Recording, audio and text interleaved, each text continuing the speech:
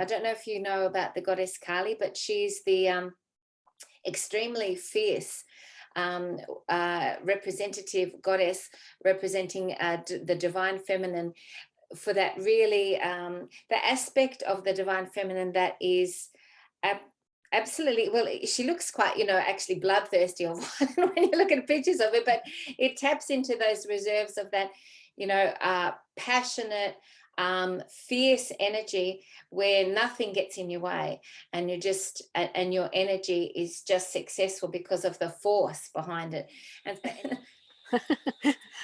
Right, well, I'll have to read all this. I've just done a bit of research today. So she is the most powerful Hindu goddess. Probably no other is as fierce. When Western scholars first saw her, they were shocked and surprised. There was a problem with the idea that the feminine could be divine. With the rise of feminine power, she became the embodiment of feminine power. Kali means time in Sanskrit, is intensely frightening and the most powerful manifestation of Shakti. Most common depictions is a black naked woman with sunken red eyes, skulls around her neck and limbs around her waist. Her blackness represents that she is a nirguna, meaning beyond all qualities of nature. The four arms show an aspect of creation and destruction. She carries a blood sword in one hand and the head of a demon in the other. She holds a bowl of blood of the enemy, and the fourth hand is held out in blessing. Shiva throws himself to her feet, the blood dripping off her tongue. She stands on her husband Shiva. The origin of the birth of Kali is popularly known for the fight in Markandeya Purana. In Hindu myth, Raktabij was a demon who had been given a boon by Lord Brahma that every time a drop of his blood fell on the ground, a new version of him would be created.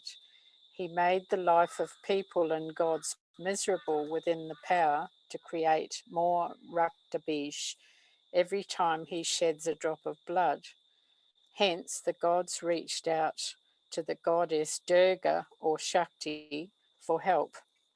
Armed with weapons, the goddess charged at the demon. As soon as she wounded him, he multiplied. Huge armies of Raktabij were formed. Enraged by this, the diva took the fierce form of Kali. She slayed each demon and collected the blood in a bowl and drank it. Soon she finished the whole army, and only the real Raktabij was left. She killed him and drank his blood, but not realizing the real one was dead, she continued and drank the blood of innocent people. The gods appeared. The gods appealed to Shiva for help. He went and lay down amongst the corpses, where she madly danced for blood. Accidentally, Kali stepped on Shiva.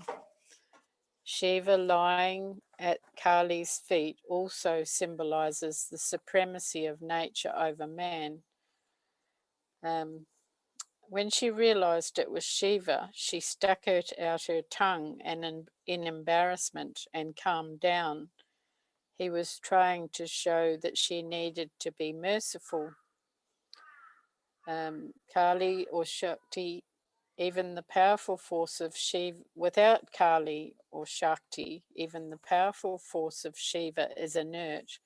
She is known in forms of Mahakali, Bradakali, Dakshira Kali, and Shandika. And on a lighter note, with the different cards I have, she represents the harbinger of change, epitome of strength and energy to help with transition, to push your boundaries to become the best version of you. She will take you to the darkest depths of your own self to rebirth from that space. It's time to overcome your fears. You are protected as you clear your shadow side. Do not be afraid of transition. Express your fears safely. The Hindu goddess is fearsome, yet with powerful maternal aspect of protection. She invokes fear in those that do not understand her nature, but those that do, she is welcomed. It's this fierceness, this extreme force of nature, that helps us overcome our fears and move forward to cut through the fears and slay our personal demons. Kali helps us deal with things that haunt us, such as jealousy, pride, or unhealthy anger. She breaks down the illusions of the ego, kills the shadows that do not serve us, so to free our true selves. Kali helps us in transitions, in particular ones we are hesitant to make. Most of her hands contain a weapon, but one does not. It's showing a peaceful gesture. Kali demands respect when you call on her. If we do not have our fears expressed, they can build up into unhealthy expressions of rage. Kali was enjoying her killing of demons that she found it hard to stop and began to destroy beings that did not need to be banished. It took the blue-skinned god Shiva to literally throw himself at her feet for her to stop. The old must be released for the new to be birthed. When you accept the universal order, which only appears to be chaotic and ever-changing, in actuality, everything is designed down to the smallest detail to be in perfect operation.